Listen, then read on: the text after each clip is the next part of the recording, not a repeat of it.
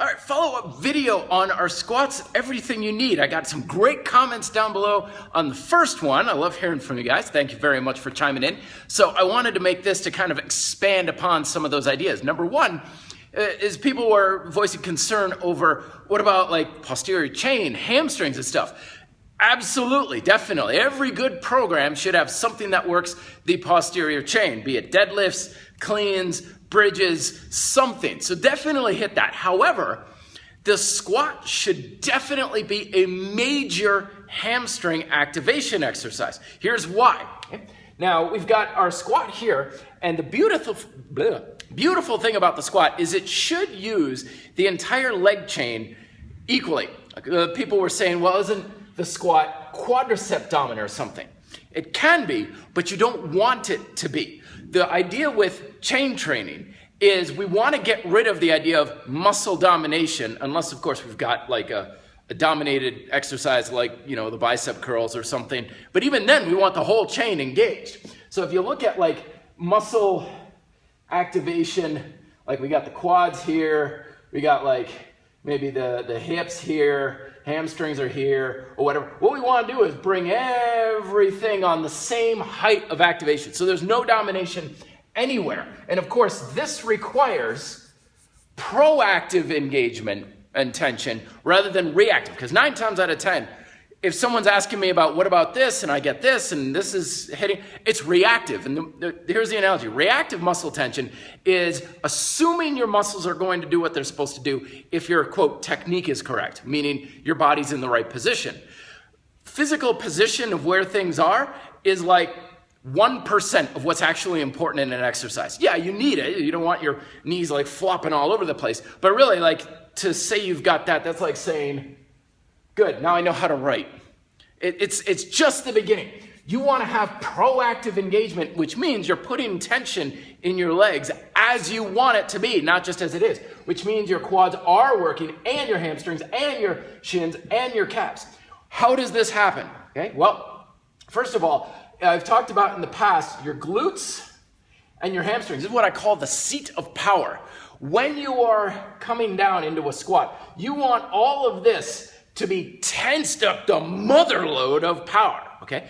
And this is one of the great benefits of bodyweight progressive squats over barbell, particularly barbell back squats, because a lot of times, and I did this too, when you got a barbell on your back, here, the bar is pulling you forward, or it can pull you forward. I see that all the time. It's more of a bow than a squat, which means this doesn't need to work nearly as much to keep you upright. But then a lot of times people will try a single leg squat or even a narrow leg squat and they'll fall back on their ass. The reason is there's not enough turning on back here. When folks were asking me, what about deadlifts, bridges for the posterior chain? Look at this. The joint activation, you have hip flexion, right? And as you stand up, you have hip extension. It should be exactly the same as a deadlift or a bridge or something. It's not always going to be naturally, but that's your objective. You have hip extension, hip flexion, controlling hip flexion, which is hamstrings and glutes. So we ideally have that seat of power working just as much as here. On a side note, this actually, I focused so much on this in the past year, I actually have hamstring dominated squats and glutes ham dominated squats.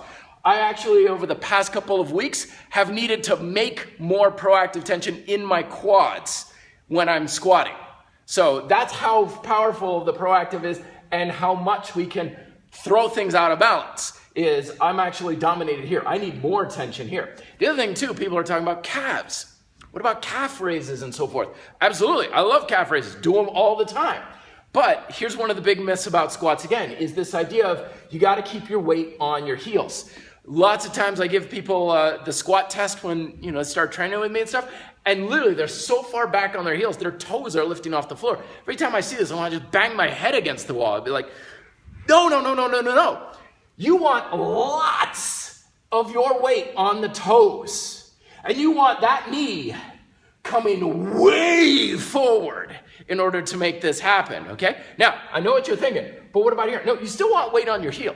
Absolutely. Keep weight on the heel, but you want this whole section to come forward. Once again, this is a mandatory thing with body weight training, And when we have the barbell on here, the knee can stay back here, and the bar is holding us forward because it's pulling us forward back. This is why goblet squats with kettlebells and stuff can be so helpful, because we can get the knee forward. No, it will not ruin your knees unless your activation is screwed up.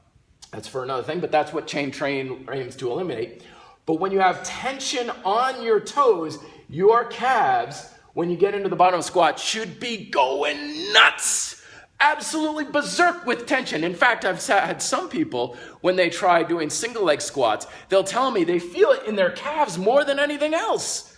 So the bottom line is, squats ideally should be everything that you need. And if it's not, something's off. There's something in the chain that's not on. Might be because of poor activation, because you've had the bar on your back too long and you're bending forward too much. Could be like me, just habitual use. I'm not using my quads enough. I need to do it. Remember, tension doesn't go in muscles because it's required. This is what controls where tension goes in the muscles. Not a bar and not necessarily body position. Your brain. If you don't have tension somewhere, that's up to this to fix it. So I think I covered everything. Other thing is hips and stuff. The other thing too is, again, single leg squats, narrow squats. Legs are wobbling over the place. That's why a lot of times things like single leg squats are great for the hips, great for the inner thigh. The first time I ever did single leg squats, I went out skiing the next day and my hips were killing me. It's because there's such a demand on the hips. So I hope that answers a couple of questions. Let me know if I missed anything down below. Be fit, live free.